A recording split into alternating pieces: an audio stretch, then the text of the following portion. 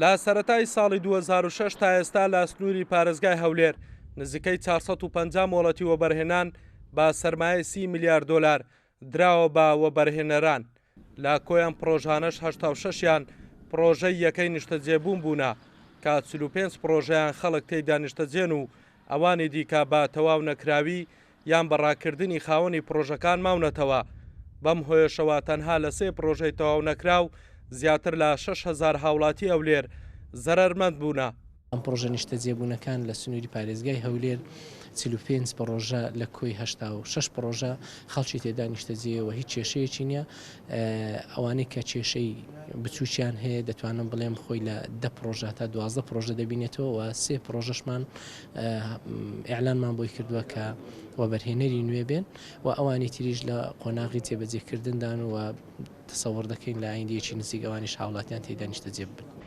وتەبێژی یەکێتی وەبەرهێنەرانی هەرێمی کوردستان لەسەر ئەم کەرتە گرنگە دەڵێت هاوڵاتی زەرەرمەندی یەکەم بوونە لە پرۆژەی یەکەی نیشتەجێبووەکان و حکوومەتیش سەرکەوتوو نەبوو لەم کەرتە کە بودجەیەکی زۆری بۆ تەرخان کردبوو، بۆیە با پێویستی دەزانێت پێداچوونەوەی جددی لە کەرتی وەبەرهێنان بکرێت.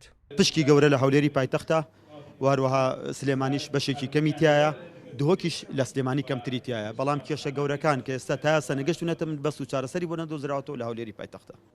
ژمارەیەک لەو هاوڵاتیانەی کە زەرەرمەند بوونە لەم پرۆژانە سکاڵیان لای دەستەی دەستپاچی تۆمار کردووە. ئێستا بەشێک لەم سکاڵایانە لە ژێر لێکۆڵینەوەدان. 8 داوای هەواڵدریمان هەیە و 11 داوای سزاییمان هەیە، جەزاییمان هەیە. ئەوانەی ئێستا بابنەی دادوەری تایبەتمەندە بە دەستەی دەستپاچی بینیویتی و تاوەکو ئێستاش بابنێن ئەوانە لە زومنی لێکۆڵینەوەدان.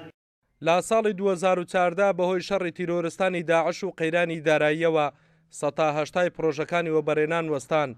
لە ساڵی 2017 بەهۆی دەرکردنی چەند بڕیار و ڕێنماییەک لەلایەن حکوومەتەوە 130 بۆ 140 پرۆژەکان دەست پێکرانەوە، بەڵام تا ئێستا 160 پرۆژەکانی وەبەرهێنان وەستاون و بە تەواو نەکراوی ماونەتەوە. هەڵگورد ئەحمەد، کورسات نیوز، هەولێر.